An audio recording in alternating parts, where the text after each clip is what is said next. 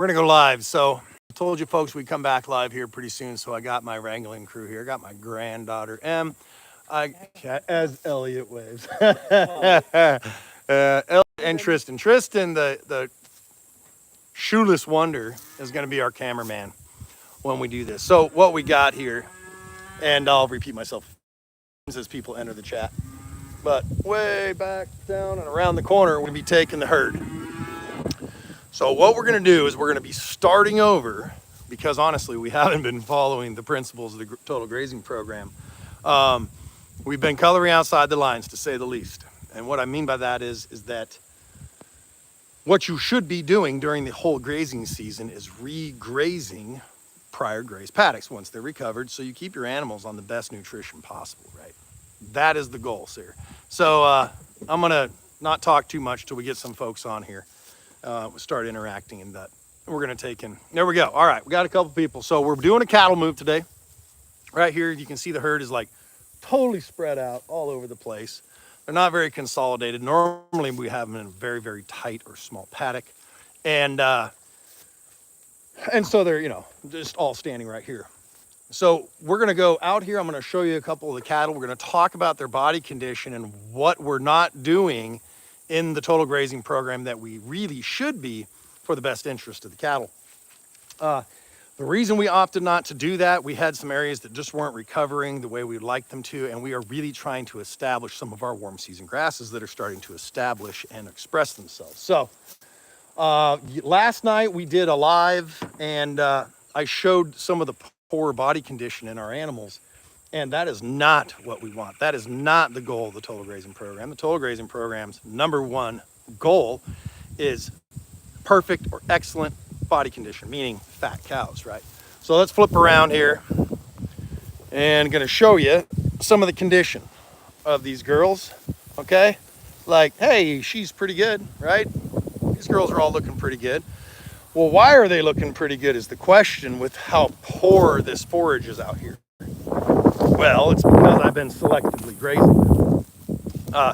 This forage here really got away from us, and it's just absolute trash. So all I wanted them to do was just cherry pick some of the best stuff that we have. Let them, just get a little condition on. And I'm gonna come in here and bush hog all this down, mow it very tight and very fine, not leaving big windrows, very nice thin mulch. And we're preparing this area for our winter stockpile fall growing season. This will all come back in very palatable, very high leaf to stem ratio, and will just be excellent forage. But the girls are not fat by any means, because we've been really pushing them on low quality forages, right? This girl here, she's one of our worst animals. She's not thriving the way we're operating. Here, get out of the shade so we can see how bad you look. Get out. So, come on, let's go. All right, so you see her hooks there? That's that right there, and then her pins are out back. She's showing some rib. This girl just has more hair. She just is a hairier animal. She didn't slick off. She is not thriving. No one is very happy right now. We got some that are doing good, but as a whole, it's not great. So, but that is totally a management decision on my part, because I am trying to also balance between rejuvenating our land, growing as much grass as we possibly can, and really getting more desirable grasses on our land instead of just continually overgrazing it. So it's a balancing act. Here's our bull. He is doing great. Obviously, he's only eating for one, so it's easy for him to keep condition. There's a steer. He's got good condition. He's not overly fat. You can see it on his tail head. He's doing pretty good. 970, she gives too much milk to her calf. So you can see that, she's showing a little rib, a little hip, more than I want. I want him fat. But like I said, it's this balancing act right now. And we got Kentucky 31 in here, and we got a bunch of warm seasons too that are way past ripe. And then the Kentucky 31 fescue, if you know anything about that, is full of a toxic endophyte. It's a really great grass. It's super high in protein, but it's also toxic to your animals, especially in the summer. Well, really only in the summer for the most part. So it concentrates in the seed head, and it can down around the crowns or the bases of the plant, especially on older, more mature forage, especially as the heat of the summer increases and or high humidity. So it's some pretty nasty stuff. If you know how to manage with it, it can be a really beneficial tool. But, you know, we have our ups and downs with it, no doubt. I mean, I screw up all the time. That's what we're here talking about.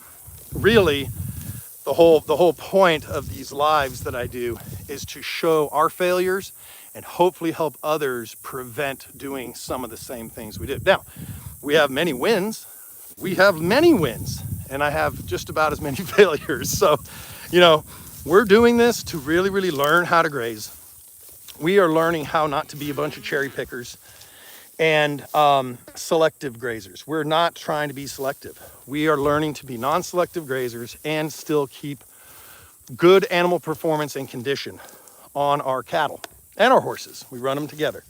So, all right, enough of that spiel. We're gonna get these girls moving. My compadre here, Elliot, say hola. Hola. He's gonna take and get out, roll this fence up. I'm gonna call him. I'm gonna hand this camera off to Tristan, this dude. And he's gonna film us just kind of going down and show the animals and where we're taking them. So it'll be a little bit. So I'm gonna pass the camera off and I'm gonna shut up and then we're gonna get to it. All right, go ahead and roll her up there, bud. So what we got here, just so you see, this is just a little tire mineral feeder. I brought some more mineral down to reload it. And we're gonna drag that ahead and try and kind of temper the horses. The horses sometimes get really excited to move to a new paddock, and they'll almost tend to blow through fences. So if everything goes right, we won't be chasing cows and horses all over the place. So we'll see how this goes. They haven't been moved a really long distance all year, so they're gonna be very excited. All right.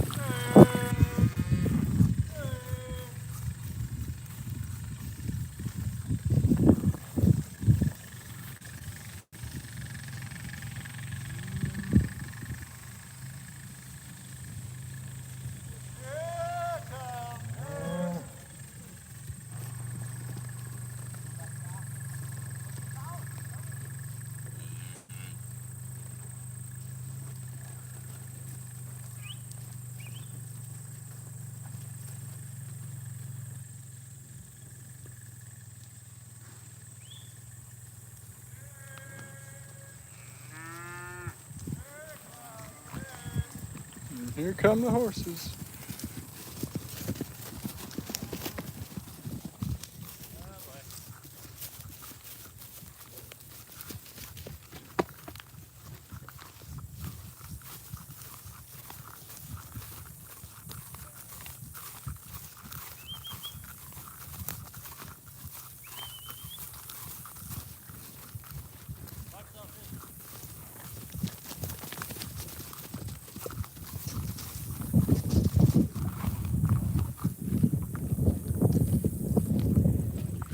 Come on, cows, let's get going.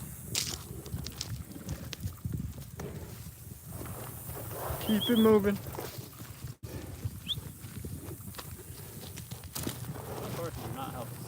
Oh, I know.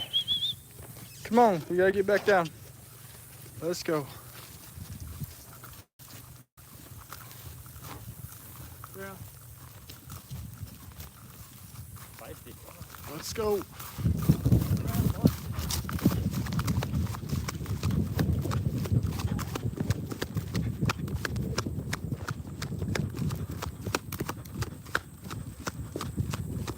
I don't get paid enough for this.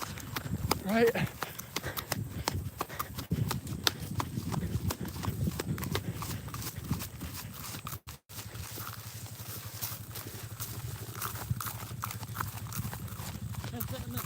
got one escapee spot. He came running up and almost crashed into me and the, hey, pay attention to your camera. He almost crashed into us and the last thing he feared was jump the fence. So, let's go. You can walk, whatever you like. No, thank you.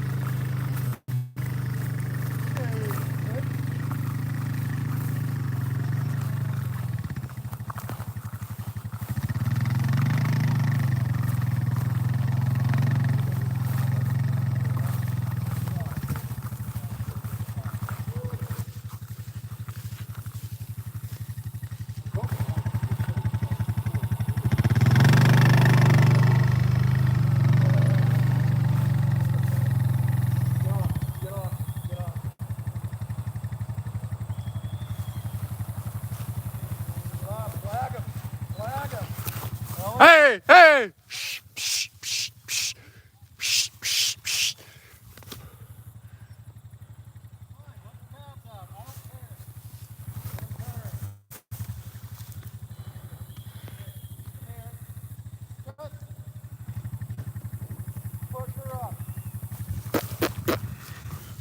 Back that way, Mama.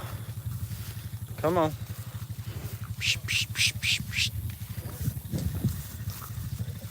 Get you. Let's go, Mama. Come on. Let's keep moving. Go.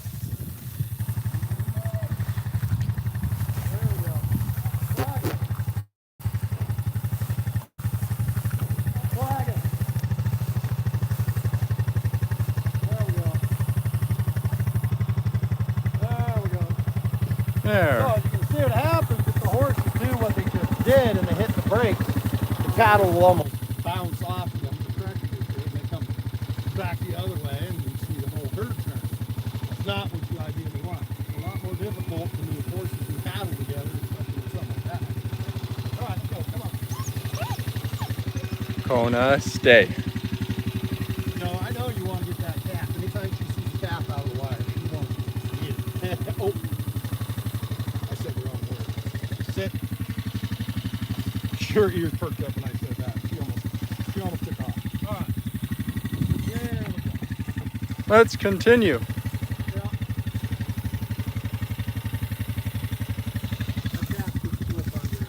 All right, let's try it again.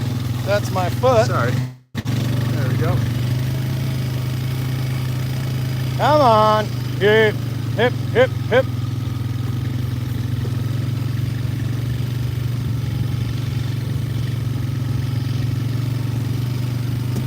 All right.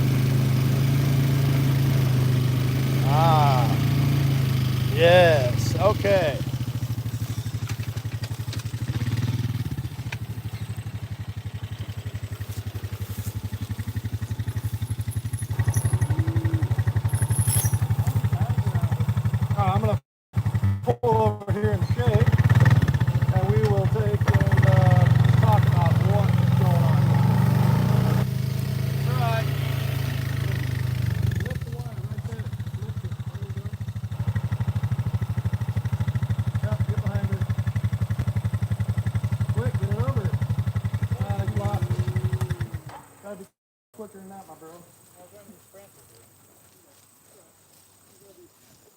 Just feel it up. Come on. Feel it up a little bit and just stand by. Kona, load. Hey, I'm in control. Kona, down. There we go. Come. Kona, heel. You're here. Good. Go ahead. Wrap it up. No, I'm pretty sure they all dove in. So we're going to have to set up a real back fence here shortly. Go ahead and just hang that on that hook. You would. Yep. And then we'll just take and get a stick and pull it off. Okay. Anyway, Kona, load. All right, I'm going to flip this thing around. Woo. So, what did y'all learn there? Horses and cows, they can get a little more fun, right? So they're so excited to be in new paddock. Something fresh, something that's not old and rank. And we're gonna see their condition just absolutely blossom over the next couple days. That's what we're gonna see here since they just got them into better forage. Now, is this ideal forage? No, it's still not perfect. But what we're gonna do, there's actually a plan behind this. Method of the madness. I don't know if it's the right one, but this is what we're doing anyway. So we're gonna let them take the best of the best out of here because I'm gonna still clip behind them. I'm still putting as much pressure on stuff as I can. I'm not really worried about high utilization at the moment. Animal condition is the most important. And we're trying to get through some of this stuff really fast. I wanna knock all the junk off. I wanna get rid of these stems as fast as we can. So we have all this behind us here, back in the trees, up to the highway. And you can see my kid up there walking away. The cameraman that left us, where are you going? Hey, you gave up? No, you're fine. I'm just harassing you, dude. Anyway, so just past where he is, that's where the forage gets really good, right? That's super palatable. It's gonna be much higher protein, yada, yada. So you can see behind me, well, you should be able to see behind me, some of the, there's a little bit of broom sedge down on the bottom of this field. It's gotten tremendously better here over the last couple of years, but let me rephrase.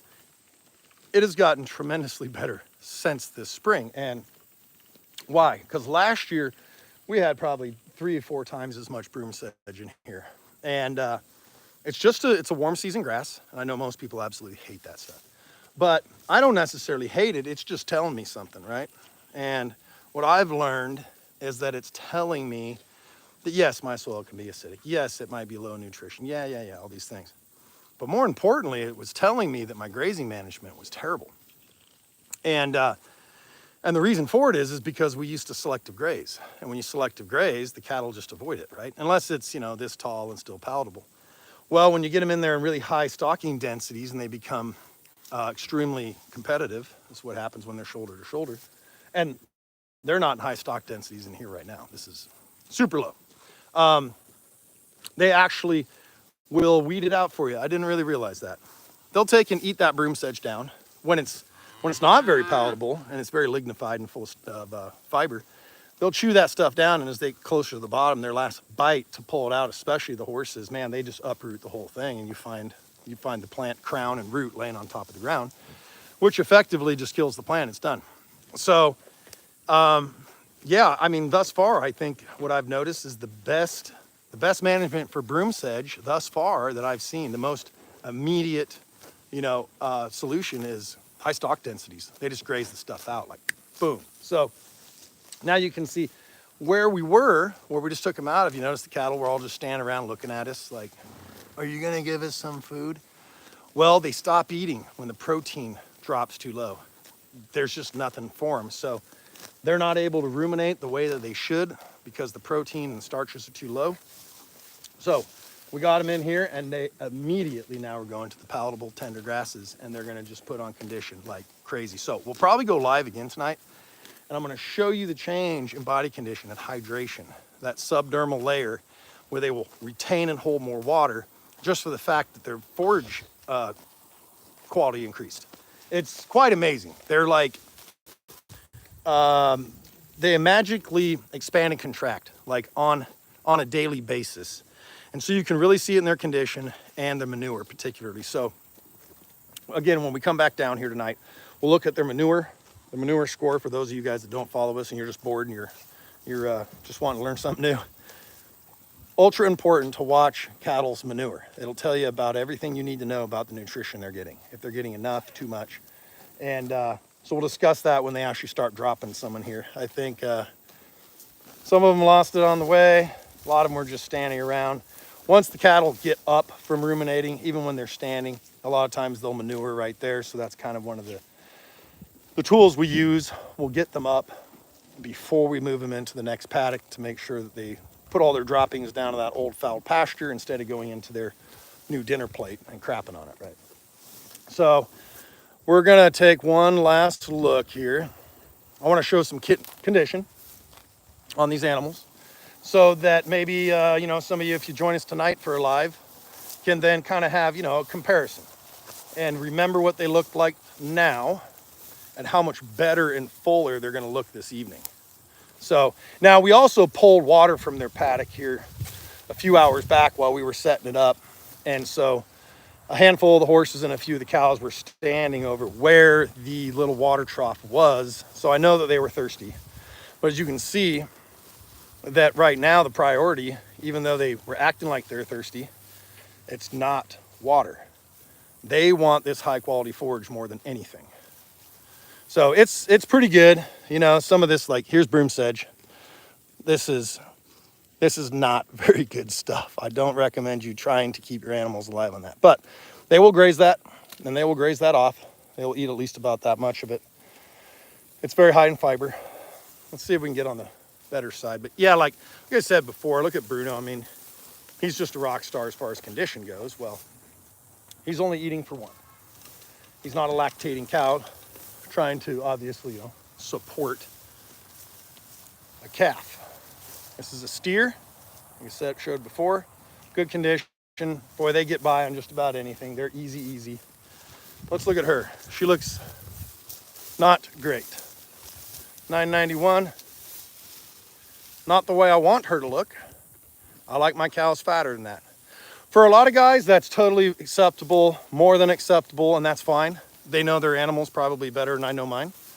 But that to me, you know, is too skinny. I want them better than that. So that's what we're working on right now.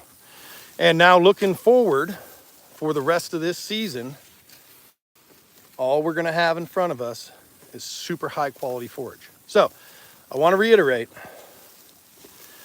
what we have been doing is not commonly, it's very rarely recommended to do what we're doing in the Total Grazing Program. You want to always keep your animals on the highest quality forage of your land. So if your forage starts getting away from you, you need to just halt what you're doing and then go back to your best stuff and graze that. And if you do that, you're gonna have better animal performance, right? And that's really the ultimate goal. Now, we are still, and I just can't help myself, in that experimentation phase. You know, I mean, I just need to know. I need to know as much as I can and download as much information as I can, along with some, you know, some failures. And that's kind of the whole premise of why we do these lives. I'm also documenting like our wins and failures, and so people can hopefully take something from that, extrapolate how not to do it, maybe by our example. But all in all, I'm pretty happy with how the animals are doing. Like I said, here in the last couple days, their condition has suffered more so than it should have. So that's why I just made the decision this morning. I said, that's it. We're done in that junk. We are just done. We're coming back to this better stuff. We're gonna let them cherry pick this a little bit. We're not gonna be high utilization grazing here. It'll be semi-selective, let's put it that way. We're gonna leave enough to where I don't feel like that they're wanting anymore. And then we're just mowing behind it, clipping low. And we need to move through this section pretty darn fast. But I don't just want to come in here and just mow it off, because that'll leave way too much of a thatch layer. Some guys like that, and that's fine. They can do that. And, you know, it works for them, cool, but not for us. So we like to not leave too much litter. We want to leave some litter. And I need to dispel that notion because there's been a lot of talk about it out there on social media I've been seeing. And, you know, people have been sending me other people's videos. They're like, oh, did you hear what this guy said? Oh. Well, there's this notion that we graze to the dirt, like that's our goal. No, that's not the goal. The goal is to take as much of the forage as you can possibly take without suffering with your animal's performance. That's kind of really what it boils down to. It's pretty easy. Watch their condition. If their condition starts dropping, stop making them eat so much of the junk. Let them be more selective. So remember, there's only 2 types of grazing, selective and non-selective. That's it. And underneath that, there's all these different types and forms, but realistically, when you boil it down, just 2 types of grazing. So we don't always non-selective graze. Our goal is to, but we can't all the time.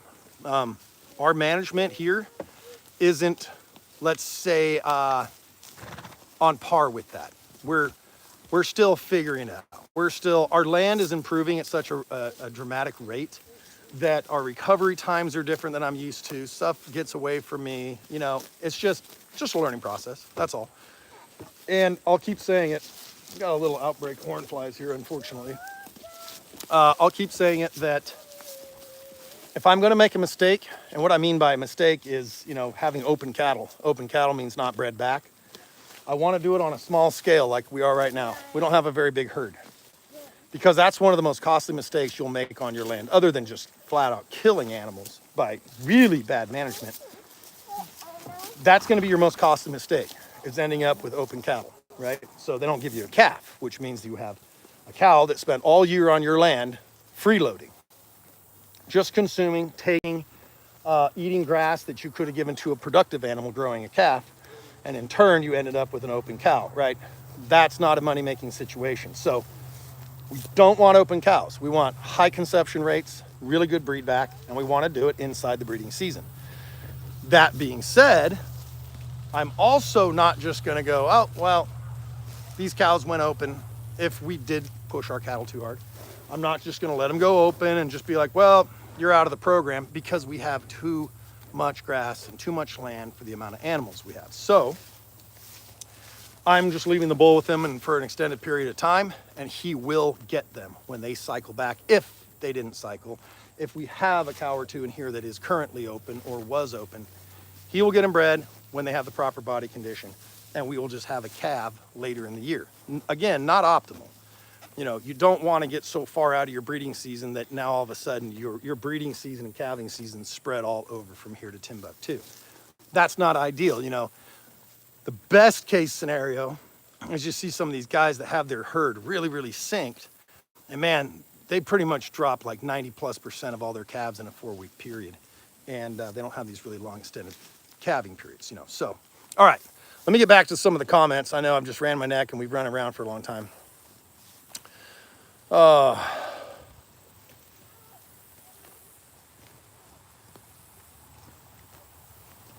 Hey, Letty, you're an idiot.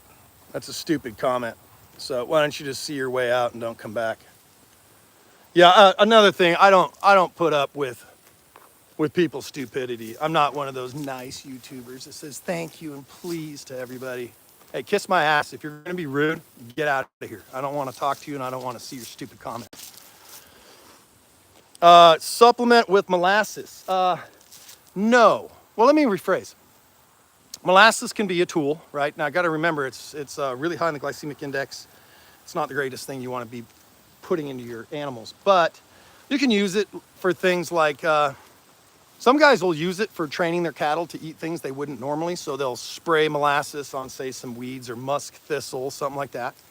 And the cattle will take a liking to it more and they kind of get used to eating it. You can put a little bit of in your biochar if your animals if they're a little reluctant to eat biochar, which is, you know, like activated charcoal. We are going to be putting our cattle on homemade biochar here probably sometime this week. It's been something I've been meaning to get around to. Jim highly recommends it. Jim Elizondo from Real Wealth Ranching. He's the man that teaches us. He is the man that mentors me. He is the man that has held my hand through this process to make sure I don't screw up on a big scale. And he speaks very highly of biochar. Biochar, you know, activated charcoal. And what it can do for the animal performance, it increases their rumen, the activity in their rumen. It is a detoxification to the cattle, right? Because it can absorb any sort of, well, poisons, heavy metals, a lot of different junk that they pick up. Remember, they're bioaccumulators, so it'll help clean them out. And then also, it's depositing that activated charcoal out on your land and their manure, right? And that stuff is magic. Talk to any gardener that knows about activated carbon or biochar. Well, I'll tell you what, it's amazing. So if you don't believe this, you go ahead and fact check me. But there's roughly some 30,000 square feet of surface area in 1 gram of activated charcoal. Yeah, think about that for a minute. That's kind of a mind blow, right? Like, how can that be possible? But it has so much surface area because it's so incredibly porous, right? So what it does for microbes and microbial activity, it's like, think of it as like condominiums or you know, the projects for microbes. It's places for them to live. So it's going to increase the quality of your land, the health of your land. It's just a great way to get it onto your land, spread passively through your cattle's manure, and it's going to be good for their health. So Jim speaks highly of it and says that the cattle will slick off and they'll just become more performance prone. So we're going to be doing that soon. Let's see. Let's see. What are we trying to do? Just moving cattle. Yep, moving them to another field, getting them on high quality forage instead of that junk we had them on. And yes, I know it was junk. Hey, Pure South Pastures, what's up, buddy? What is your kit on the four-wheeler? Necessities, wondering what you carry. All right, yeah, let's talk about that. So actually, this is gonna be kind of cool for any of you guys that wanna see maybe a little welding project that we're gonna be doing here in the real near future. I'm gonna be adding a fence post caddy up on the front of this, because currently we just pile them up here and bungee them on, and that's a loser. It doesn't work worth a damn. We carry the big reels here across the back when I don't have a bag of mineral in here. We'll carry some loose, the big reels, and then I don't even know where our mini reels are. They're all over the place. We got reels and stakes, I mean, strung from here to Timbuktu. But we just use those little red and black plastic reels. They're called mini reels. And we got them through Ken Cove. I can't remember even the name of them, but they're wonderful. Absolutely one of my favorite tools for this style of grazing. They're incredibly light. They'll hold like, 800 feet of the real thin gauge poly wire, not poly braid. And we got a couple ammo cans up here. We got some wire and wrenches and tools. I have this plastic one here. I keep things like the selfie stick I'm currently using. I have a rangefinder, really super handy tool. I'll tell you what, it prevents you from having to, pace off paddocks and judge distances for how many, hoses you're gonna need to get water places. It's really, really, really handy. So I highly encourage you to possibly add that to your repertoire. I carry some lapel mics in there for our social media stuff, and the most important thing on the ranch right there. That's a remote control and a fault finder and a fence tester. And this thing right here, all I have to do is go touch it to the wire, hit the off button, and it turns off my charger. So I don't have to shock myself, man. It's really handy. We were running for a long time with just your old, manual fence charger where everything's always hot. And some guys like those. Fine, cool, do that. But I like turning the wire off when we do a lot of stuff that we do. I've been shocked by that thing too many times. It's hot, man. If you haven't been shocked by 9,000 volts, I highly recommend you do, so you can at least understand what I'm talking about, man. Oh, it'll make you swear for a little while. Let's put it that way. It's quite the jolt. Or if any of you out there have ever been hit with a taser, I don't know. It sucks. So let's see, what else are we doing here? Keep a little bucket. We carry, chicken feed and stuff like that down to the coop if we need to. Obviously the old water bottle. Sorry, I wasn't filming that. And oh, here's something. We do not have or use fiberglass posts on this land.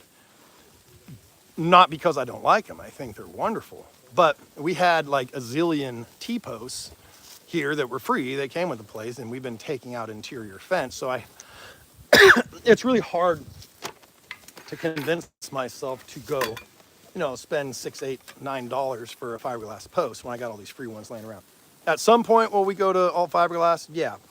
We're gonna be developing a lane that goes from the very front up from the highway or close to it, all the way, you can't see us through the trees here, all the way back half a mile to the top of our hill. And that's a really, really handy tool if you need to take and get your animals moved a long distance for any number of reasons, right? To get to the other side of your land, to regraze stuff that's now ready, to get animals to a working pen if you have something sick or injured, instead of having to spend, an hour or two getting, that's a little chatterbox behind me is what you hear, spending a couple hours setting up temporary fence and doing all that stuff. So we will be implementing that. That is something Jim highly, highly recommends, and I can't disagree with him. He's totally correct on that. We currently do not use any sort of stationary water system on this land. We had mirror founts, which are like, the giant, think of it like a Yeti cooler, right, with some balls that float, and the animal pushes their nose in the ball and then get down to the water. And those are really great for certain things, but this style of grazing management we do here, I'm not fond of it, just because I would have to create lanes that are so long to get back to those water points. And we lose so much productivity on our land from those lanes that get really, really hammered. Our land is extremely cut up. If we had a bigger, flatter block or tract of land, that it was more just a simple rectangle, that would probably be the way to go. But we have all these pastures. We have so many different ones. We got what we call our silva pasture right up there. We got one over here we call our island pasture, and those are separated by a creek. We have here what's called our bottom field, and that goes up, and then we have our house paddock, and then we have our spring pasture, and then we have our horse pasture. We have an arena pasture. We have our power line pasture. We have our little pasture. We have our bottom pasture, our bottom hill pasture, our side hill pasture, our big pond pasture, 1, 2, and 3 pastures on top of the hill. We have the peninsula pasture. So as you can see, we're really, really cut up, if that makes sense. So that's why water lanes for us just don't work too well. So we're just more the mindset to run out, poly pipe on top of the ground, long distances, and get it to where our animals are. Now, hey, can you guys go check out Ona? Thanks, buddy. So the drawback to that is, and now we're only talking summertime grazing. Let's get that straight. I shouldn't say summer. When it's not freezing. Obviously, you can't run water lines 600 or 900 feet in the winter. They're going to freeze up. Even if you have them moving really, really slow. You have too much dwell time in there. And, the water's not going to be moving fast enough with just a little bleeder on the end. It'll dwell too long, get too cold, and it'll eventually freeze on you. Short distances, yeah, that'll work great. From like a hydrant, 10 feet of hose, 20 feet of hose to your water with a bleeder and an overflow, those work great. You know who has a really great one?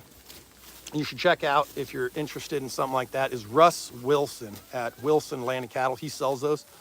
He makes them, they're home built. They're cool little water setups. I really like them. I think it's a great invention of his.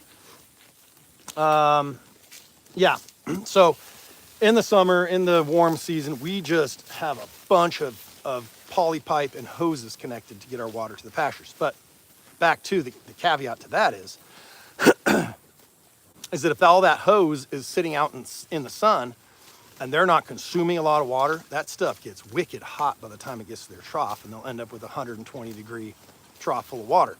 So you got to either keep it in the shade or see your animals several times a day, dump their trough, flush the line, reconnect it, make sure they have cool water. So, there's pros and cons to every system, guys. But I can tell you right now, that poly pipe that we have running all the way from way back up there, here to our paddock that we're currently in is, I mean, light years better than hauling water. Don't haul water. If there's anything that you can do to prevent hauling water, do that. If there's no other options, well, I guess you're stuck hauling water, but we've hauled a lot of water on this place. And not only hauling water is it extremely time consuming, it compacts the hell out of your soil. And soil compaction is like your #1 enemy when it comes to soil productivity. If you compact your soil, it becomes anaerobic. If it becomes anaerobic, it cannot, well, it can't respire. If it can't respire, it becomes anaerobic. And the soil health just kind of dies. And you will notice any place that you compact your soil, what happens? Stuff stops growing there. So hauling water is a loser.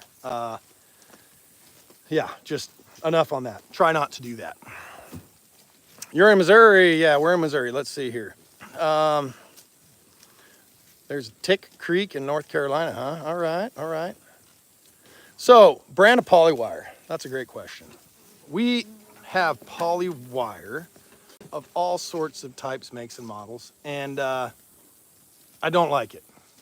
The poly braid is much, much better. But the poly braid is also much larger diameter, so you get less on a reel. So, there's kind of pros and cons. The poly wire works great for short runs, and it works really, really good on our small reels because you can get more capacity on those tiny reels, easily 600 feet. But if you're trying to push a lot of power a very long distance, the poly wire is not the way to go. The poly braid with like 9 conductors is awesome. I mean, there's almost 0 voltage drop in that stuff in, 1,000 feet. So I highly recommend that. And I believe we got that poly braid from, I think it was Premier Fencing's brand of braid. I know a lot of guys out there talk about Timeless Fence and the stuff they carry, and yeah, I can do that, whatever. I haven't run any Timeless products yet. We've been getting by with what we got. And when we first got started, it was just kind of a, oh crap, we just need some stuff. And so we ran down to our local farm supply and just got what they had. Some of it was Gallagher. We have some Gallagher reels. We have some, basically Terragate reels. There's a bunch of them out there that I think that are all manufactured by the same Chinese factory, and people just rebrand them. They're okay. But in all honesty, the big reels, the big 3-speed reels like these right here, those are the last thing I reach for unless I have to have them. If I need that much distance, then I will mess with them. But if I don't need it, this guy just loves the 4-wheeler. What are you doing, buddy? I always go for the small reels. They're easy. You can just hook them on a fence post and it doesn't drag it over and knock it down. You don't have to do, the tripod or the brace to try to hold up this heavy reel. So little reels, I love them. And I think they're like $25 loaded with 600 feet of polywire. Very thin stuff, don't forget. So we use that for all of our breaks and our back fences, and then we build our cells, which are the really long sides. So this cell goes from here all the way up through those trees and out to the highway. We use the big reels on those on each side if we have to. This right now, we're just using our property perimeter fence, and then one hot leg there that goes all the way to the front, and then we just put a wire across the two and keep creeping that forward to get, we give them just enough space, however much stocking density that we want, by just moving that wire forward for up to 3 days, no more than 3 days, and then we reset completely by moving the back fence forward and not allowing them have access to the grass that we already grazed 3 days prior, because that's when your regrowth happens, right? And if you graze that regrowth, that's how you end up overgrazing. Let's see. I'm gonna get another drink, man. My throat is dry. I've been flapping my neck too much. Let me do this for you so you don't have to watch me drink. Let's look at something better than my face.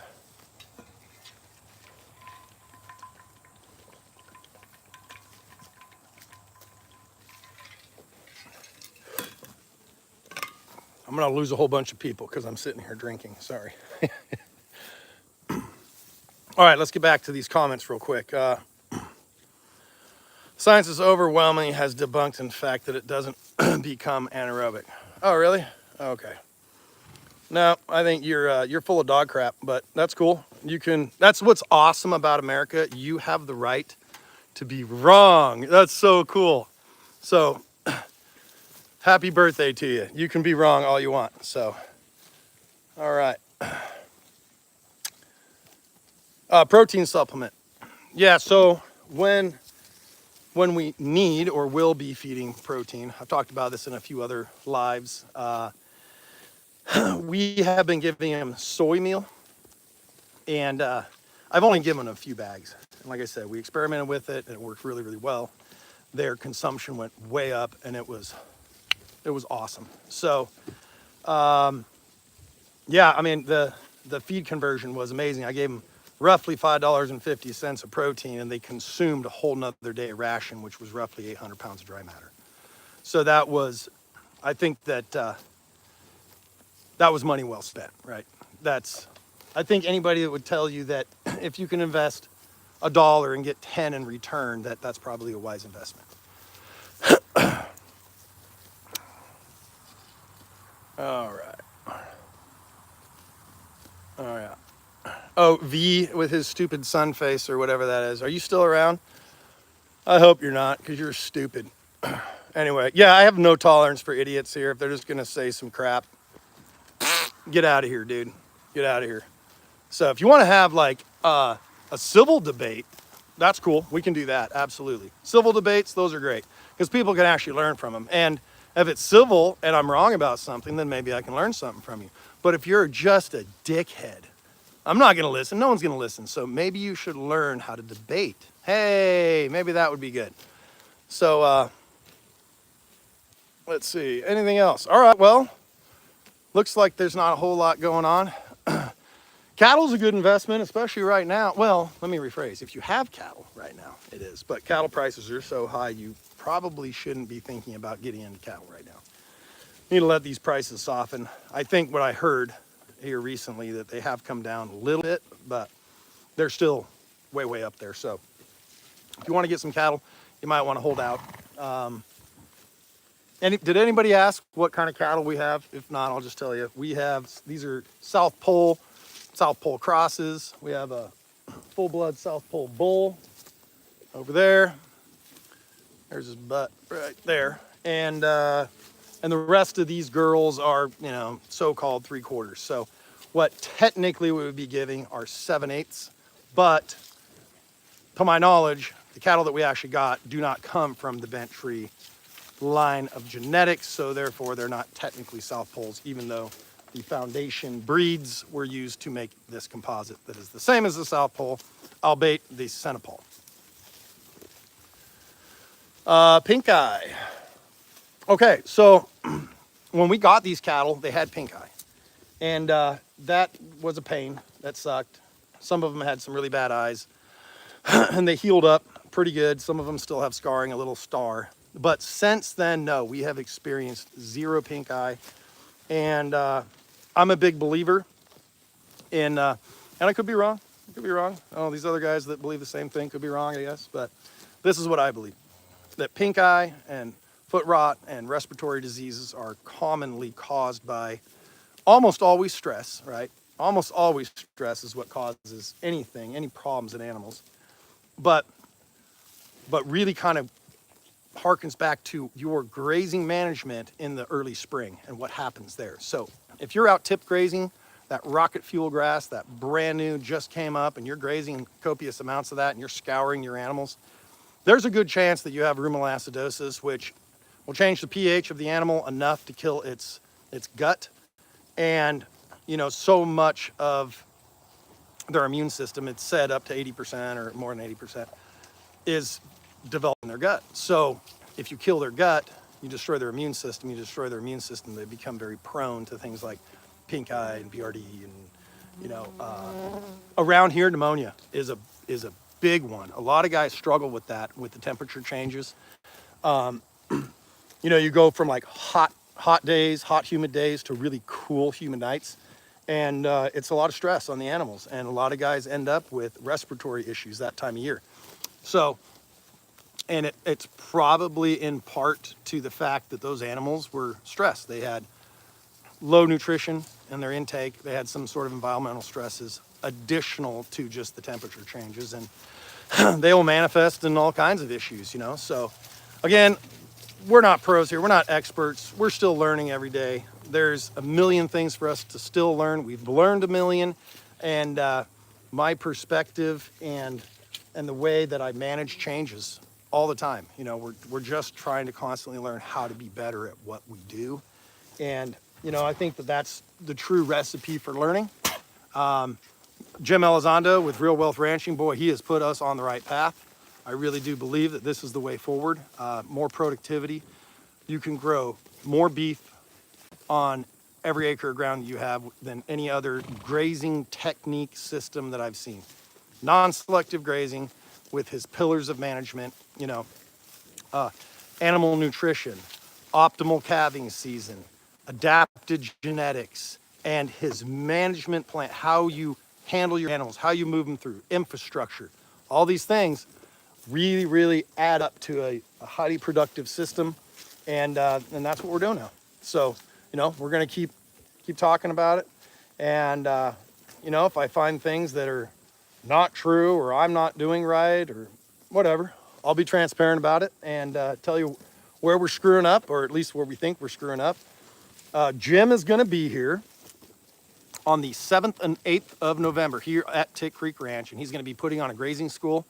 I am so pumped for it because actually don't get me wrong, I'm super excited to meet a bunch of like-minded people, and you know, we're gonna probably do a little meet and greet with a few folks that follow us and all that. But on top of that, I'm actually really excited for him to come here and literally pick apart what we're doing here wrong and then show us what we're doing good. So I'm always open for corrective criticism, constructive criticism. It's the only way to get better, right? So that's what we're all about, and that's what I want to do. I want to be the best. I want to be the best at everything that I do that I can possibly be. You know, that's really my goal. So if I'm not going to be so prideful to be like, oh no, you don't know what you're talking about, I'm going to keep doing it that way. If he's got a better idea and he's telling us we're doing it wrong, then we're going to follow his tutelage, right? So the Total Grazing Program is really, it's super awesome. But it's been misconstrued, and a lot of people think that it's this really, really rigid system that has like no room for movement, and that's not at all true. It's very, very adaptive. So again, I've said this before, the Total Grazing Program implemented here on our land, here in the southern Missouri Ozarks, is incredibly different looking than what it's going to look like in Arizona or Texas or Mexico, right? To most people, you wouldn't even be able to tell that it's the same system by just looking at it. You're going to be like, huh? Other than they're probably growing a lot more grass than their neighbor on the other side of the fence. So that is the number one thing that I've seen as a increase in performance as our land most over, like many times. So up here, further up the pasture, we were harvesting our best areas. We harvested, that I calculated, 259 cow days an acre on average, which is about 10 times better than we did the last 2 years. Now, did we get more rain this summer? Yes. But I'm also having to compare apples to apples earlier in the season, in the springs, when we had 3 springs that were very, very similar. Although this spring, actually, we had less rain, but we grew way more grass because we rested our land so much longer. So these are some of the fundamentals and principles that Jim can teach you and how to become very, very productive. So I'm gonna give out a shout out for sure to Josh Teague at Running T Farms. He is really doing an outstanding job with his operation there, from what I can see. You know, I'm no expert, but his productivity is really, really high. And what I mean by that, his carrying capacity is incredibly high. In some of his areas, he's knocking on the door of like almost, you know, close to a 1-to-1 carrying capacity, which is just unheard of. And that means one 1,000 pound animal unit, so a 1,000 pound cow, supported by 1 acre of ground, 365 days a year. That means no hay. That means, you know, no additional crutches. He is literally being able to carry a cow on 1 acre year round, which is huge. You know, if more guys could do that. Now, granted, you're not going to be able to do that in a 10-inch rainfall area. No, but he's in a 40-something inch We're close to 40 inches. Thank you, Ona. Get out of there. Get. God, she's a pest. So yeah, your productivity is going to be a direct correlation to how much rainfall you get. But let's just say, regardless of your rainfall, you're going to be able to increase your grass production by, 3 to 5 times pretty quick. We did it. We have 5 times as much grass in most areas of this farm than we did before. And that was spring compared to spring, right? Not rainy summer that we've had, because we'll get that criticism. Well, yeah, you're not comparing apples to apples. Well, I'm doing the best I can. So that's considered up to June 1st when I did all those comparisons. June 1st is where the rain turned off the last 2 years. Literally, it was like a switch, man. It just stopped. And then we ran out of grass, right? Because we were out grazing fast, selectively grazing in the spring. And it was causing us to get back to our paddocks that had not recovered yet too fast. So we grazed around our farm, and we came back to unrecovered pastures, and I guess we're forced to graze them because we didn't have hay to feed. I will tell you this: if you have hay and you run out of grass, what I mean run out of grass is you don't have a paddock that is fully recovered, ready to graze. My recommendation is feed them hay. Let that thing recover. Because if you go in and graze that, you're going to set that thing back, not just weeks or months. You could set that back a year or more. So the most surefire way to make sure you don't have grass is to graze fast, to get around your ranch, your land really fast and get back to the beginning soon. And what ends up happening is that it's been taught for so long to try and keep your farm vegetative, right? That means not going through the reproductive cycle. These things won't stop scratching on my equipment. Get out of here. Stop. Come on. Get. And so they race around the farm. That's the idea. That theory is to graze it light, graze it quick, trample most of it down. And I'm not bad-mouthing any of these guys. They want to do that. That's fine. That is their prerogative. We're just talking about a different way that just happens to grow more grass. That's all there is to it. So they will tell you that it doesn't. The combatants, I'll say at this point, of the Total Grazing Program, a lot of people are really worked up and very sensitive about the subject. It's like very threatening to them. I'm not really sure why, other than we're just trying to get the word out that for us, this grows 3 to 5 times more grass. So if it does, maybe it can do that for you. Maybe it won't. I don't know. But if a bunch of dummies like us can do it, I figure about anybody can. So yeah, it's that grazing too fast, getting back to the beginning too soon, regrazing pastures that are not recovered. Now you've overgrazed. That's the definition of overgrazing. And then you just further weaken the plant and weaken it because it doesn't have balanced energy reserves. And then if you do hit a drought, now you have a stressed plant that doesn't have reserves, has a smaller root system because it's not as mature a plant, and it has less access to moisture from a much shallower portion of the soil. A lot of those places that trample so much forage, they don't have many warm season grasses because they trample so much of their cool season grasses in the spring and the cool time of year. By the time the warm weather comes around and the warm season grasses are trying to either germinate or express themselves, they're completely smothered out underneath this matting down effect. And so they don't have warm season grasses. Well, your warm season grasses are what's going to carry you through your summer and prevent you from the summer slump that you hear people talk about. And yeah, bite them. If they're going to mess with you, bite them in the nose. Good. Everybody experiences so-called the summer slump if you have Kentucky 31 fescue. Because if you have fescue, endophyte-infested fescue, and your cattle are eating it, they're going to have some form of a negative effect. It puts a lot of heat on them. It puts stress on them. It can put inflammation on them, reduction in intake. There's a whole lot of things that happen. It makes them hotter. It's bad stuff in the summer. But come winter, your Kentucky 31 is your saving grace if you're a stockpiler. Meaning if you grow grass specifically to leave it on your land to then graze it for your winter forage, there's probably not too many forages out there in the world that are better than fescue because it retains so much of its protein and it allows you to have a balanced ration in the winter. So if I'm not mistaken, Josh, again, at Running Tea Farms, he's on YouTube. Check him out. Great videos. He's just a real simple kind of point and shoot, talk about the animals, what he's doing, gives you updates.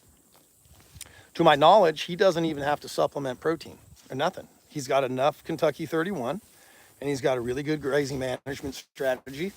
And his animals just pull through. Now, some will argue, yeah, well, he's not going to have breed back or whatever. I don't know. I don't know what his conception rate is.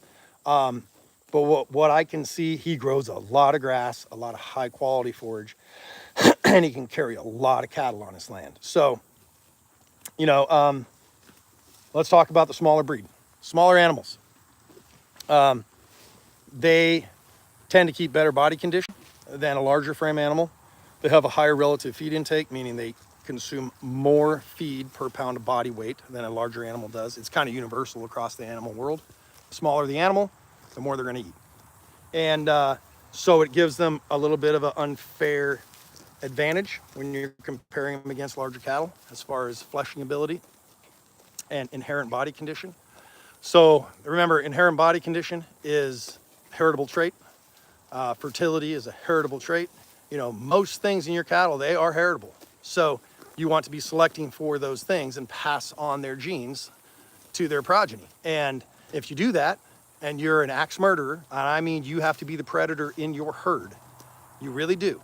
You can't be like me. I get a little fond of a couple of these girls, and I'm like, oh, we'll probably have a home for you. We probably won't just sell you off. And the ones that aren't as great, as amazing. But we have the luxury of doing that now because we're grossly understocked. We need way more animals to get around our land, right? So again, these are South Pole composite. They do pretty darn good. Are they the best cow on the planet? No. Do they do well for us? Yes, absolutely. Am I, on a scale from 1 to 10, I would say I'm a 7 as my, with the ones I have. And why I say that is because we have about, I don't know, 30% that aren't great. They're okay. And they gave us really nice calves, but their body condition isn't great. So, you know, those are things that we're watching. Now, would they absolutely flourish in a selective grazing program? Absolutely. Just about any cow will. So don't forget that. Almost any breed of cattle will do well, at least, fair in a selective grazing program because all you're ever doing is letting them cherry pick the best of the best. Well, that's easy, you know? That's actually a very, very easy grazing strategy and management plan. And it's really, really super focused on individual animal performance. If that's the route you want to go, great, do it.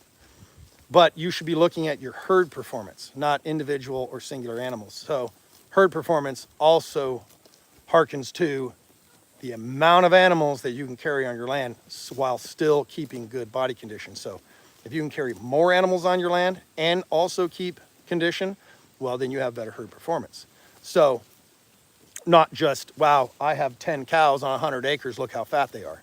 Well, that's a money-losing situation. You're not going to be profitable. Land is way too expensive. So, you know, the number one most costly part of any cattle operation is going to be your land. So if you can't maximize every square inch of your land and its productivity, well, you're leaving money on the table, right? So it's kind of just a change of mindset. Don't always get in that trap of always wanting more land to run more cattle. Make the land that you have way more productive, right? Isn't that probably the better recipe? So something I'll talk about is there's, you know, the more conventionally mindset ranchers, farmers, they will say things like, well, those small cattle that you run, they get docked at the sale barn if you're selling on the commodities market and you're just selling, you know, across the auction block. Well, yes, that is true. They don't command the premium prices like in our area, it's Black Angus. If you ain't got Black Angus, you ain't got nothing. That's kind of the mindset. And that's fine. Those guys should keep doing that if that makes them happy. But I would rather grow 3 times as much beef per acre, 3 times as many pounds, than and get docked 10%, 15%, say even 20% reduction in value across the auction block. But when I can take and produce 300% more beef, once again, that sure seems to pencil. Kind of like feeding $5 in protein for them to consume another 800 pounds of dry matter forage, which is about a round bale of hay, which is $50 or more. So, and also something to take in consideration, a lot of the hay that we get around here is literally just garbage. It is garbage. It is low protein. It's full of stem, full of seed head. Not much quality hay that I can at least come across. I'm not trying to badmouth anybody. There's just not a lot of guys out there that are really, really focused on high quality grass hay. They are much more focused on quantity. So it's hard to get quality forage. So if you just put them on hay in the winter, they still might lose condition, even though you're giving them as much as they want to eat. There's just not enough nutrition in it. So then again, you might have to be supplementing. The reason I was so attracted to this grazing system is, first, it's so outside of the conventional thinking box. And I mean, not conventional like open every gate on the farm and let them have the whole thing and pour wormers on them and all that normal conventional. I mean just like selective grazing, rotational grazing, traditional amp grazing, MIG grazing, all those things. Because we can grow so much more forage with this, and we're going to focus more on our genetics. You know, that speaks way more to me. I'm more that mindset, right? I want to fine tune something and squeak out all the production that I can possibly squeak out. Look at this. We got a criminal. She's out. But at this point, we have been in the calves in and not letting him escape. But we got a high wire here. And it's not even hot right now. So whatever. The calves, it's kind of actually a pretty good system. If you leave your wire really, really high, the calves can slip underneath it at will, and they can kind of selectively graze ahead or outside, so they can put on a little more condition. And it's kind of like creep feeding, you know, you're giving them an advantage. And they just don't consume that much. It's not like they're going to graze off all the good stuff and then leave just junk behind, you know. All right. Oh yeah, there, Daniel. How you doing, buddy? Helping finish harvest. Yeah, you better get them wood chips down. I've been harassing my cousin, he's here in the comments, about getting wood chips, ramial wood, right? Which is your like 3-inch branches, 4-inch branches, and smaller wood chips on his orchard operation in California. He's an almond farmer. Almonds, for all those people that don't know that weird northern lingo talk. Yeah, so we did that in the garden and our orchard back in Idaho. And boy, let me tell you, whoo, did those trees grow? It was unbelievable. So, you know, it retains a bunch of moisture, and it's kind of the same idea as so many guys are after, is that trampling all your forage down to retain moisture and feed the soil. And those things have benefits, don't get me wrong. But at the same time, you're also suppressing new growth, and you'll end up with wider interplant spacing. So those are the things that we try to avoid here, right? Bruno, I think you're selectively grazing there, bud. He just waterfalled that right there. So that's a perfect example of how much higher quality the forage is right here. Just move down here to the stuff that isn't as old and rank, and all of a sudden his manure went loose just like that. Now, that is so loose, that's like scoury, right? So we're gonna tighten up a little bit and not let them just be so selective where they're running like that. But our very first paddock of a new cell, we leave it a little bit bigger so the horses don't end up pushing the cattle through the wires, right? And then we'll just creep that fence forward in very small sections to increase our stock density, and they'll end up getting a better, more balanced ration. Let's see what this little guy's doing here. Check that out. What's he choosing to eat? He's eating weeds, right? Well, I mean, technically it's not a weed if they eat it, right? Don't hate on your forbs. Don't hate on your so-called weeds. If they eat them, that's, encourage it. Hey, if they're going to eat that stuff, don't forget your forbs, you know, they're typically very, very high in protein. So if you can get them to consume more of that broadleaf plants, even like sawbriar, like vines, and man, it's great. It's great forage for them. But a lot of cattle won't eat it because they've been allowed to not eat it, right? They're selectively minded. So yeah, I think we're on the right track, finally getting back down in here. And let's see, we got anybody else here? We have got ticks. Do we have ticks? Yeah, buddy, we got ticks. Just look at the name of our ranch. Yes, sir, we got ticks. If there was money in ticks, I wouldn't run cattle. I'd be rich. No, I love running cattle. But yeah, we have a lot of ticks. This year's not been too bad until you get into the shade or the brush. My pastures now, because they have increased in health and quality so much, that, oh my gosh, there's almost zero ticks in them anymore. But you used to walk through a pasture and you were just covered in them. You know, you'd have 20 ticks crawling on you. It was bad. So it's been very encouraging to see the health, the vitality, right? See the ecosystem starting to come back to this land under a very strict grazing management system instead of just kind of letting the cattle have the whole place, you know. We grow more forage and we have way more biodiversity now. We're starting to see a lot of the native warm season grasses express themselves, things that may or may not have been on here for many, many years. Warm season grasses, at least your tall warm season grasses, the big ones, right? Your big blue stem, gamma, switchgrass, Indian grass. They require much longer recovery times, longer rest periods. They take a lot longer to also establish. So if you get in there and graze them like you would your fescue and you're back to that every 20 to 45 days, you're going to kill them out. They're gone. They cannot survive that kind of grazing pressure. So you got to let them get big enough. Again, you got to let them recover.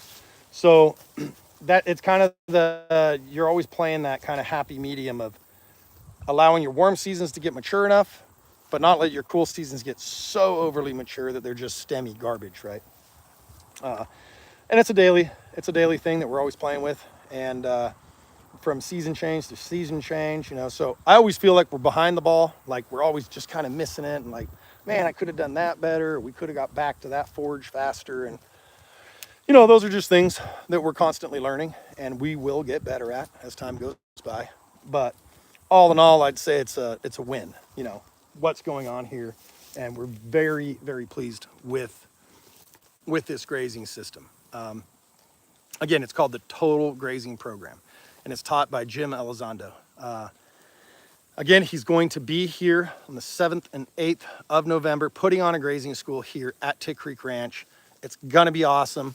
My daughter and I, Trinity, we went to his grazing school in Tallahassee, Florida here back in June, and it was awesome. You know, I had been just gleaning what I could and kind of pour boying his grazing management style to the best that I could with the information that was all on the internet and all this stuff.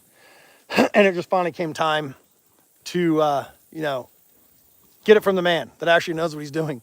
And, you know, he filled in all the gaps for us, and we're getting much, much better at it. So again, he'll be here the 7th and 8th of November. So if you guys want to attend it, please reach out to us at Tick Creek Ranch 417 at Gmail. We will actually have an official flyer out that we're going to start posting on all of our socials. It will be on Instagram, TikTok, Facebook, and YouTube. Maybe on some stories too. And we're just going to get it out there and get it out in front of people here this coming week. And there should be a link directly in there that you can just scan a QR code or hit the link, sign up for the class. The cost of the class over a 2-day period, lunch is included, and morning coffee, is $600 per person or $800 for a pair or couple. Yeah, it's going to be a good time. Looking forward to it. And we're going to be doing another one in the spring also, we do believe. We haven't hammered down concrete dates yet, but we're thinking maybe early May, April, something like that.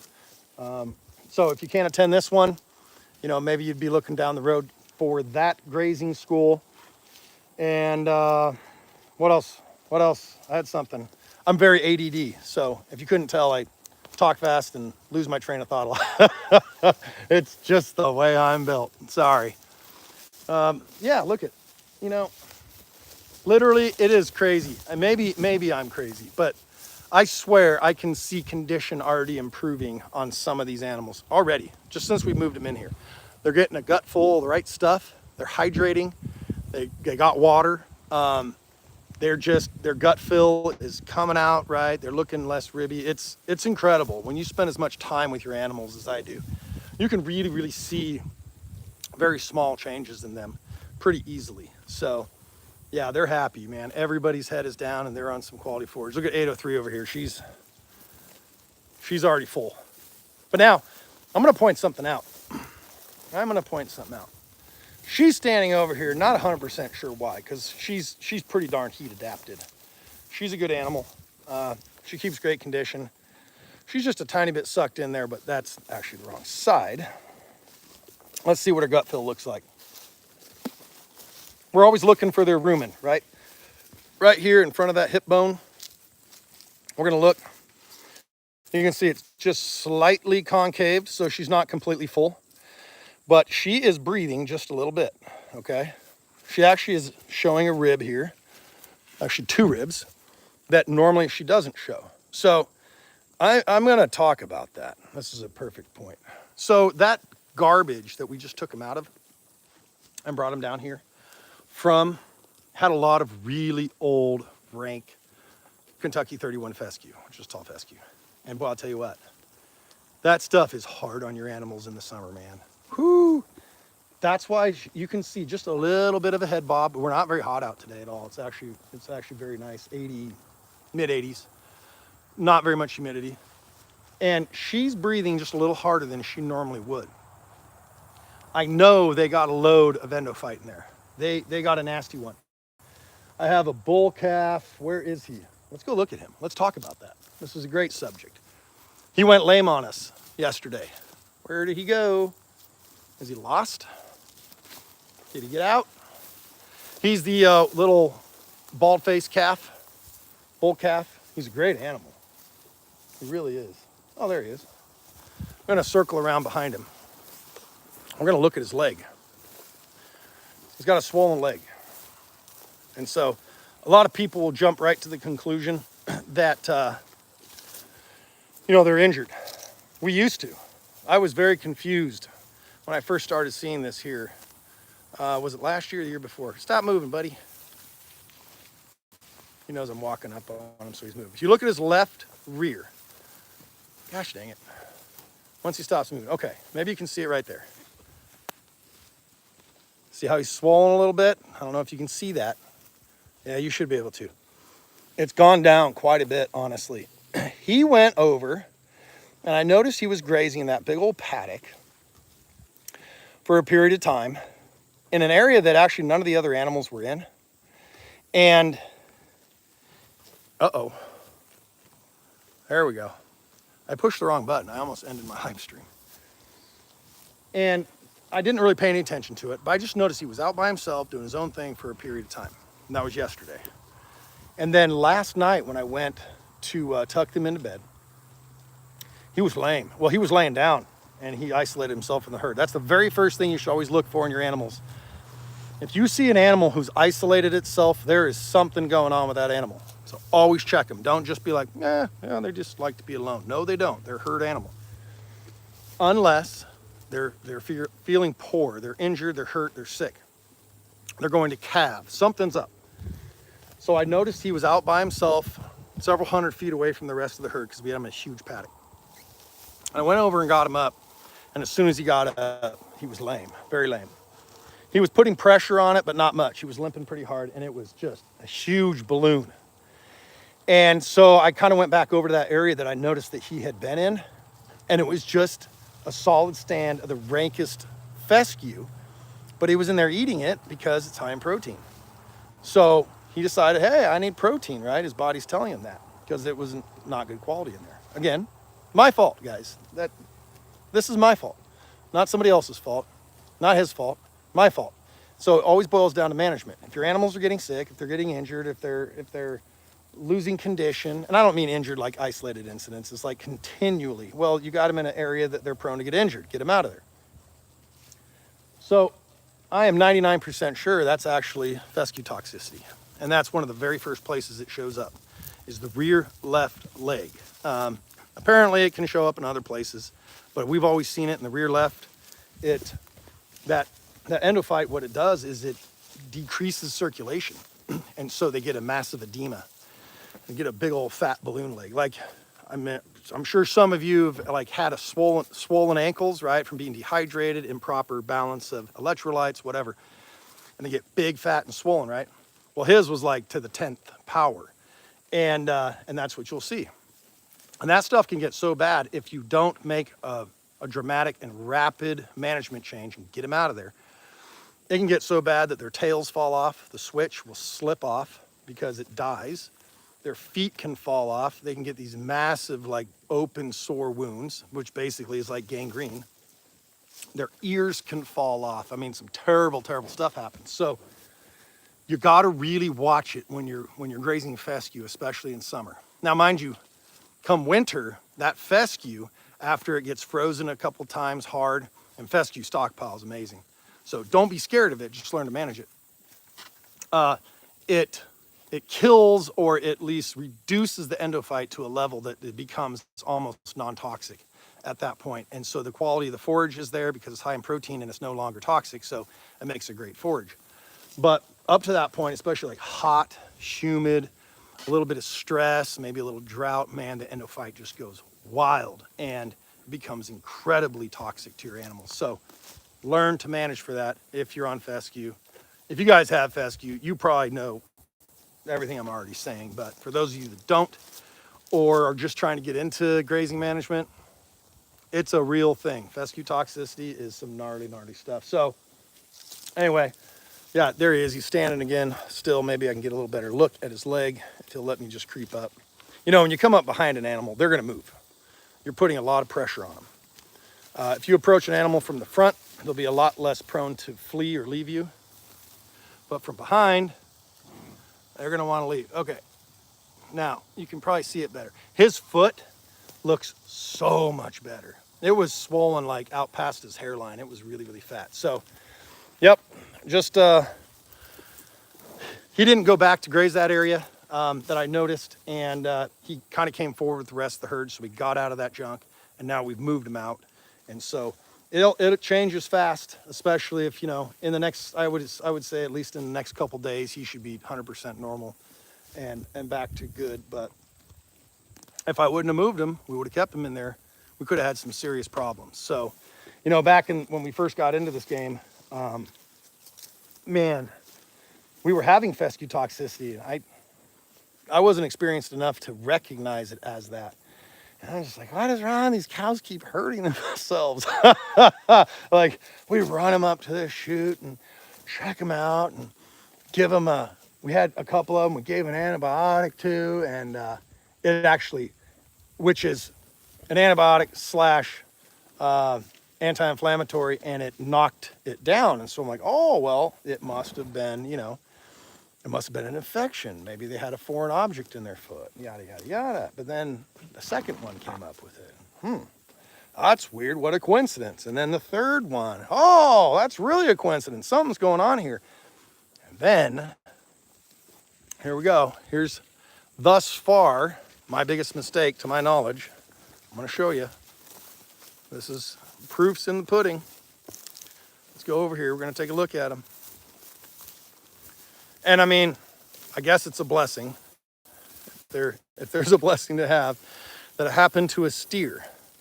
One that we're not keeping in the herd and I don't have to look at for the rest of my life, or for years anyway, and feel bad about it, right? There, what do you guys notice? He has no tail switch. Why? Remember what I said? It died, it fell off. He got such a load of toxic endophyte that he lost the circulation in the tip of his tail, and the flesh died, and it just fell off. He actually had a couple of his tail vertebrae, the end of it, the bone, sticking out about that much. I'm like, oh my gosh. And again, I was like, am I gonna have to kill him? Am I gonna have to butcher him now? Is he gonna die? Well, they're pretty amazing. Those two little knuckles, they just fell off too, and the thing healed right over and on to the next. So you'll see a lot of that. It's pretty common in fescue country. You'll see a fair amount of cows that are switchless on their tail, and that's what it is. So now you know. It boils down to typically a couple things. You know, obviously the end-of-fight fescue, but a lot of times it's poor grazing management. And so that, my fault. That calf right there with that swollen leg, my fault. So, you know, I'll point those things out. I'm humble enough to say it. It doesn't bother me. If I can help somebody, you know, prevent that happening in their herd by telling them my errors and follies, well, there you go. That's what we're trying to do. All right, let's see here.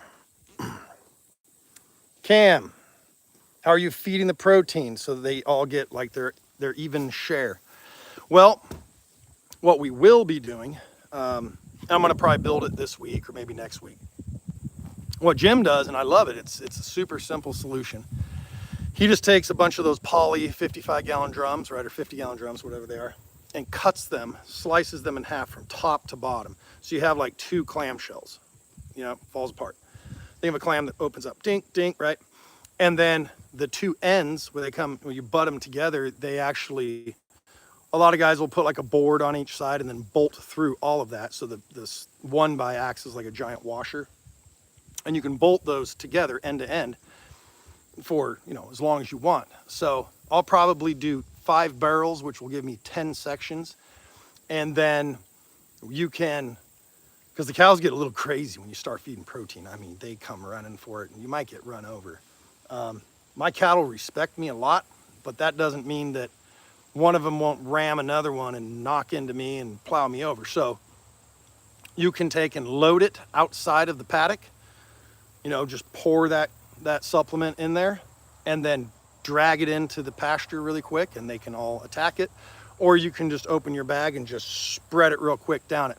And that's how you're gonna get, you know, at least a better balance of intake throughout your herd instead of just putting it in one pile or one centralized feeder. Because if you do that, you know, what's gonna happen is your dominant cattle are going to get more.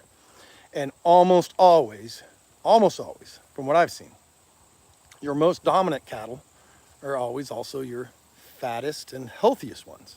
Well, why? Because they're more aggressive.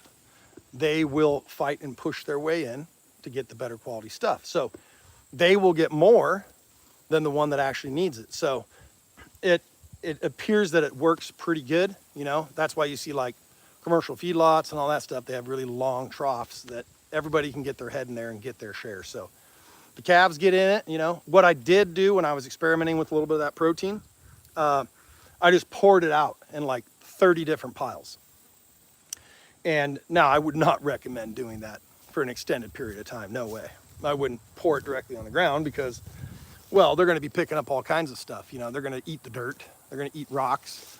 And if you constantly have your cattle eating off the ground, horses included, sand, dirt, grit, they'll file their teeth off, you know. And if you get a broke mouth cow, because she gets bad teeth, you have a dead cow. So really make sure you take care of their teeth the best you can by not letting them eat that stuff. So let's see.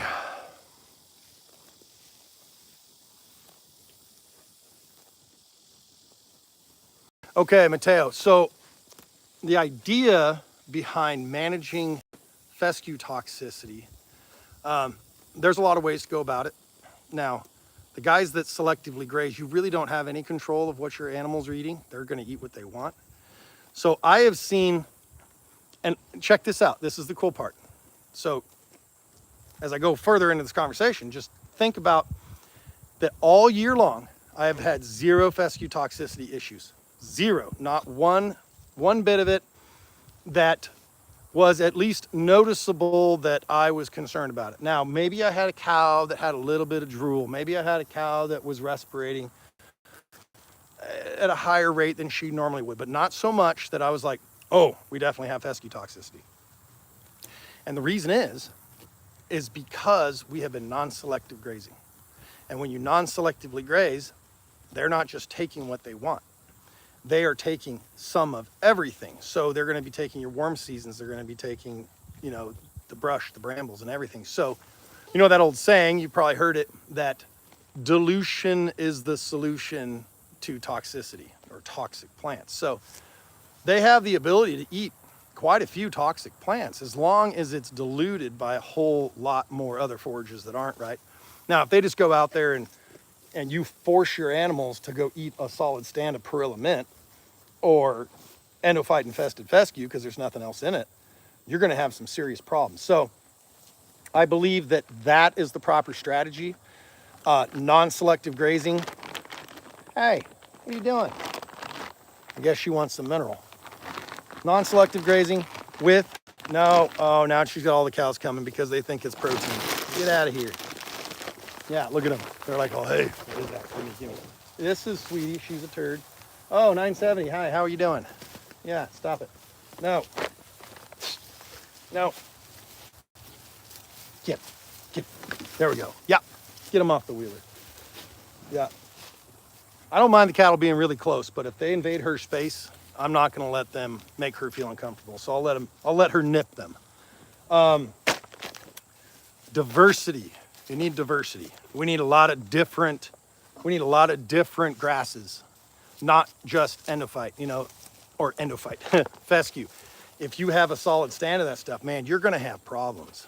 That's been my experience anyway. So we have so much more biodiversity in here. We have so many more warm season grasses coming in. And I think that's really, really helped lead to our victory as far as not having so many toxicity issues with fescue. So, you know, again, no problems with fescue toxicity this year until yesterday when I let them selectively graze. And I mean like really selectively graze. Not kind of, sort of. I gave them this huge paddock and that was stupid. I shouldn't have. I just, you know what? I should have just cut my losses in that paddock. It was so far overgrown and so freaking rank that I should have just, I guess, just mowed the whole thing and had to deal with some of the thatching issues I was going to end up with. I don't know exactly how I would have managed that or corrected it, but look at these ferocious creatures. 971. Yep. Her and her mama, they're like dogs. They just, 283, I've said and maybe showed before, but Trinity can ride her. She just crawls on her back, and there was like no training involved to do that. She just, one day, just a couple days ago, just crawled on her back and rode her like a horse. It's pretty funny. Look at them. They're just too curious. Kona wants to bite them. All right, enough. Get off. I got to give them a little, this is what we call white lightning. They're scared of it. Get. Yep. They'll come rub on the wheeler so hard they'll actually break stuff, you know, or drag stuff off of it, as you saw. Chewing on the bag, or they'll put their head up in that box and root around in it because they'll smell some remnants of chicken feed or something and they'll just tear it apart. So there we go. This is 283. Hey, girl. She's a very, very docile, very sweet animal too. This is the one that Trinity can ride. And I guess we could probably do that to 970. Okay, right there, see? Let's see. See, not the greatest condition. She's just a little ribby, a little hippie. I just not super fond of that, but that is because she has that enormously beautiful, massive calf constantly sucking the life out of her because this girl makes a lot of milk. Look at the size of her bag for a small beef cow, right? She's got a really big udder. And right post calving, I mean, she looked like a freaking Jersey. It was crazy how big her bag was. So that's actually not a very desirable trait in your cattle.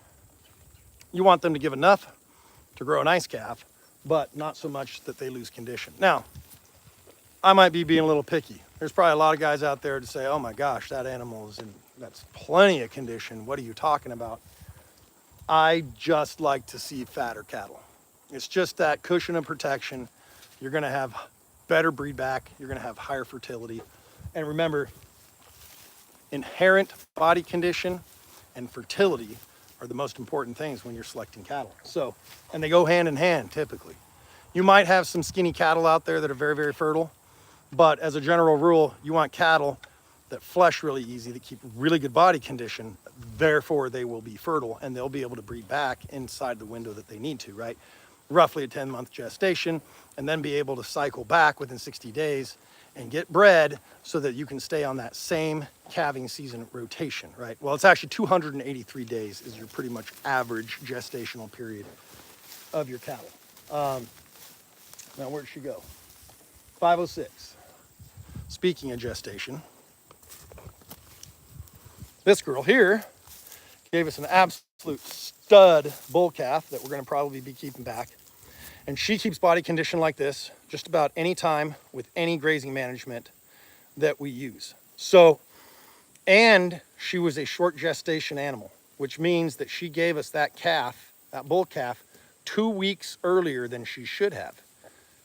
Well, not than she should have, than what is the standard of 283 days. That's a great sign.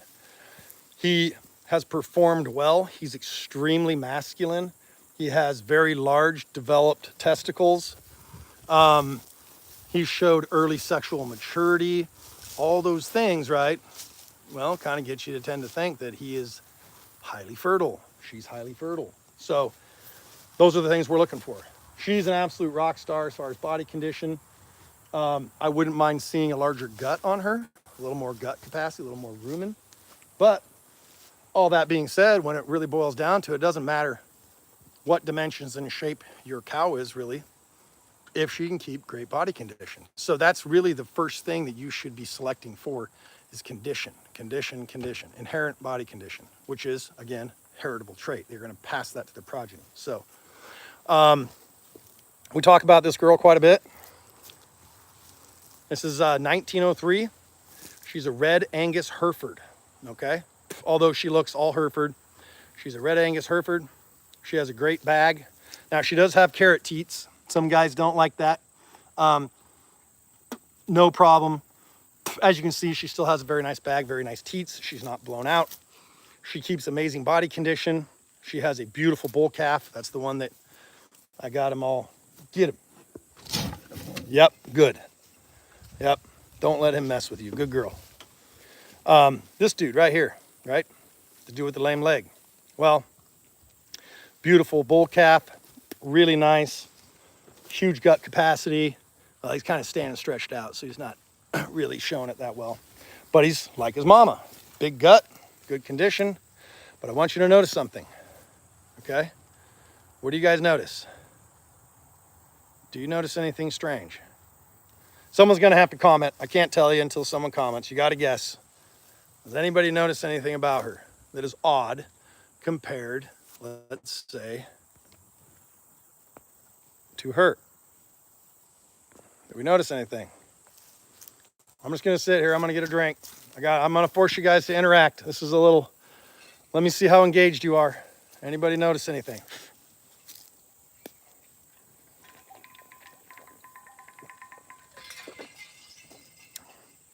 Oh, thank you, Benito. Well, I appreciate that. They're looking pretty good. I'm like I said, I'm pretty happy. What I'm going to point out, the difference between her and every other one of these cows, except for her, where's she standing? First off, yes, she does have a white face. She does, but that's not it. She's standing in the shade. What else do you notice about her? Everybody look at her head and neck. I'm going to try and hold really still so you guys can see it.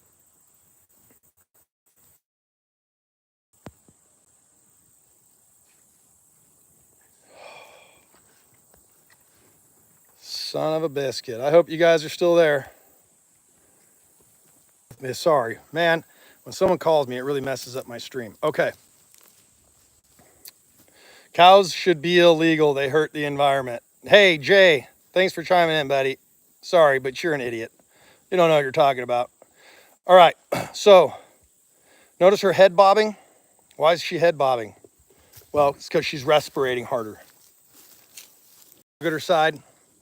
You can actually see her breathing at a little bit more elevated rate than all the rest of these cattle. Everybody else is just out there absolutely idling. It's only, like I said, mid 80s, low 80s today.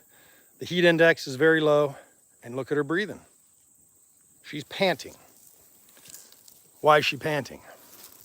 She's not heat adapted. There you go. Hey, Jim, you got it. You got it, Jim. She is not heat adapted, right? She is more adapted to a northern climate. Now, all that being said, she still has great condition. She still gave us a beautiful calf. She still stays fat as a tick all year. So, am I gonna knock her because she's breathing a little bit hard? Yeah, everybody else is out there grazing, putting on condition, but she has great condition. So she is a good feed converter. She can take what's in front of her and turn it into body condition easily. So I'm not gonna cull her. Even if I'm not gonna cull her because I can't right now anyway. But let's say we were at max stocking rate or carrying capacity, I wouldn't cull her anyway. Because even though she's over here chilling in the shade and breathing a little harder, she's still doing her job. She's still giving us a beautiful calf, and she still has great body condition. Notice she's also got more hair. I mean, that's the first thing we should really consider. Let me flip you around to use the better camera. See how she's got a little bit of a wire hair on her? She's got more hair. She's got more fat. She has more mass. She's heavier in the body than the rest of these cows. Now, this steer, he's probably, other than our bull, he's probably as closest to her in body weight, but he's slicker hided. He's more heat adapted. So these are all things to consider if you're in a hot environment. See how she's got creases at the top of her tail head? She's fat. She's got great condition. Now, I'm not that guy that's going to tell you, these are the best cattle ever. Well, these South Poles, and you should only have South Poles because South Poles is where they're at, blah, blah, blah. No, what you need is the best breed for your environment. You need the most well-adapted cattle to your environment. And probably the best thing you should be doing is trying to find cattle, if you're trying to get into the game, find cattle that come from your area. They're going to naturally be more adapted to your environment because they've hopefully been there for many generations. And hopefully a good cattleman has been selecting for all the right things, right? So in a really good breeding culling program that you should be, obviously, if you're in a northern climate with 3 feet of snow, you would want an animal with more hair on them. You're gonna want an animal maybe with a little bit larger frame size. You're not gonna want a tiny little cow that's slick-hided. They're not gonna do well in the winter, right? So a perfect example is that when we lived in Alaska, we lived there for 8 years, and I've done the Alcan, which is, 20-something hundred miles. But the whole trip is like 3,200 miles from the States to where we lived in Alaska.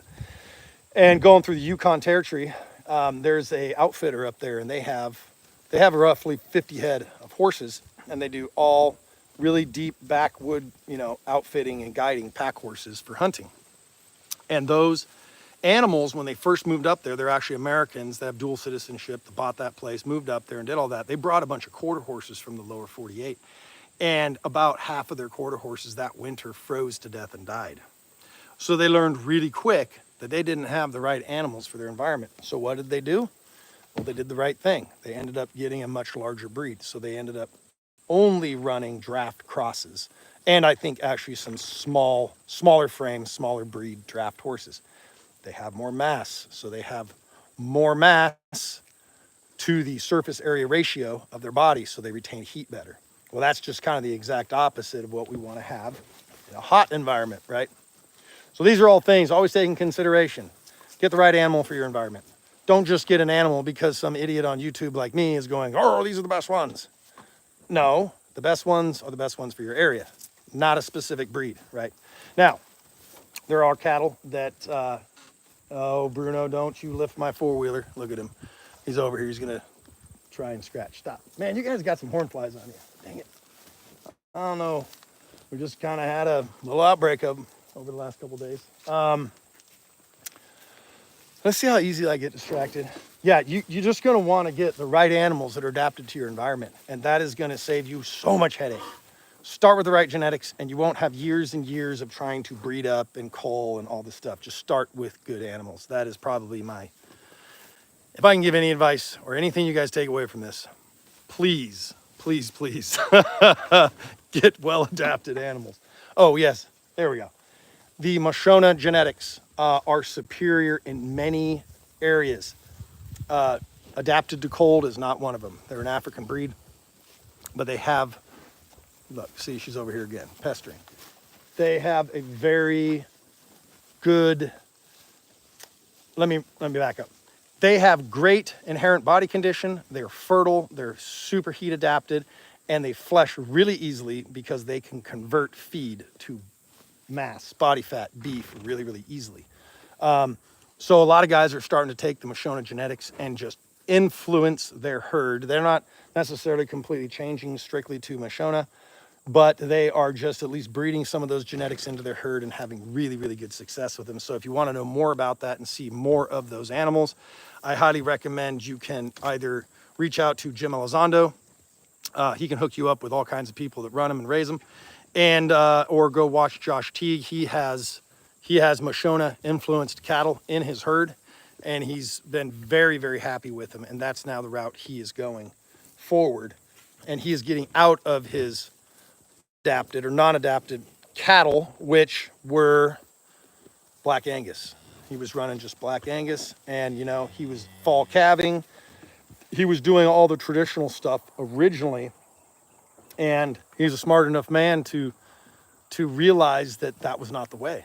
And so he has completely changed his whole cattle operation. He's almost completely out of his unadapted cattle. He's trying to flush them out of the herd and finally get them replaced with the right ones. And his conception rate is higher, his breed back. He is now calving in the spring, which is optimal calving season, people. That is super, super important. Let's not put calves on the ground when we have low quality forage, because it's going to require a lot more inputs. So if you have to calve in the fall because you can't get your girls bred in the heat of the summer because your bull is firing blanks or your girls don't have the right condition to get bred back, maybe you need to start looking at altering your genetics so that you can take and calve during the right time of season. Let's just talk about and emulate nature. I don't know of too many, I'm no expert on it, but I can't name any animals that don't calve or lamb or give birth in spring. There's a reason for it, at least ruminants anyway. They need that high quality forage to be able to grow a healthy calf, be able to lactate, be able to do all the things that they need to do, and then have enough body condition then also to breed back to give another calf or a fawn or a foal or whatever the next year. So optimal calving season, it's very, very important. So that's how you can also further drive your costs down. Stop calving in the fall, because you know what happens if you are one of those people that's calving in the fall in an area that you're not growing grass in the winter. Now maybe extreme cases way down south where you can still vegetate, that you're going to need to change that so you can get rid of all those costly inputs in the winter. It all makes sense when you start connecting all the dots, and Jim can do that for you in the Total Grazing Program. So it's really, really changed everything for us here, and we're super excited to be doing it. So we really appreciate his input and his time and his knowledge. This isn't some dude that has just learned it because he, has just been a cattle rancher and this is why he's always done it. He's a highly educated man. He's a dairy nutritionist, among many other things. And he understands it right down to the scientific level, much more than I do. So I just kind of go, yes, sir. Okay, yes. And I do it. And don't get me wrong, I'm always experimenting and trying new things because the curiosity just gets the best of me. But for the most part, when in doubt, call Jim out. I'm just like, dude, what am I doing wrong? Help me out. So he's really got a handle on it. And he does this all over the world. He consults and helps people on all sorts of different continents and all different rainfall areas, all different brittleness factors, he can help you out. So he's at least helped us out a ton, I'll tell you that. So we really, really appreciate, you know, his knowledge and his input to our system here. And we look forward to more of it. And our grazing school, not our grazing school, his grazing school that we're hosting here at Tick Creek Ranch, November 7th and 8th. Please, oh, you're yelling at your baby, aren't you? Yeah, she's a jailbreaker. Yeah, she's out. So, you know, we're gonna have that information. That'll be much easier to just click on the link and reserve your spot. We're only gonna have 50 available spaces for this grazing school. So if you want to come to it, please get on board sooner rather than later. If you want to reach out to us, get any more information, or put your name in the hat, email us at tickcreekranch417@gmail.com. Thank you. tickcreekranch417@gmail.com. And we're going to see you guys in the next one. Let's see. Love the video. Hey, Benito, thanks you, bud. Sure appreciate you guys. I really, really love, you know, you guys that come on here and interact with me, and you know, anything that I don't know, anything that you guys can shed some light on. I love to hear the feedback, you know, a little give and take, you know, a community of people that are like-minded, that can share ideas and thoughts, be open-minded, not be a bunch of jerks, say stupid stuff on the drive-bys like some in the comments, but whatever. I kind of enjoy it. It fuels me, you know. If you're not getting hate, you ain't doing something right. That's all I got to say about that. So we measure our success here at Tick Creek Ranch on our social media by the amount of people that come out of the woodworks and get all worked up and pissed off. And we also really, really appreciate you guys that support us and enjoy the content we put out and our little pasture walks and talks and all that stuff. So we sure appreciate you guys. We're going to catch you on the next one. I'll probably just come out tonight, and I always say this, I'll do a short one, but you know me, I'm super long-winded and just flap my neck with the best of them. But we're going to take and show you the condition on these animals tonight, and hopefully we'll be able to see a dramatic change in their body condition just from this one management change, from going up on that junk up to this much higher quality forage. And this is not optimal forage, it's just much better. So thanks again here from Tick Creek Ranch. This is Wes. I'm out.